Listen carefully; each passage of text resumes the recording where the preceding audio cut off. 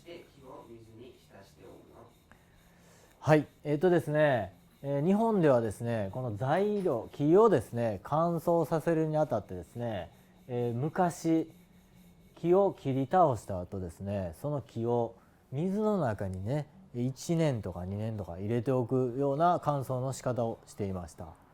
なぜそんなことをしていたかというとですね、この水に木をね、水の中に木を入れておくことによって、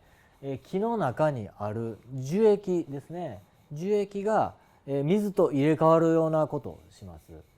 で、水と入れ替わることでですね、より、木がですねスムーズにこう乾燥していく、急激な乾燥を抑えて、ゆっくりと乾燥していくというふうな形式をとります。この樹液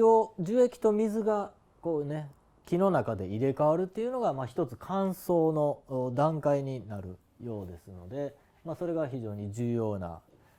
乾燥のさせ方となります。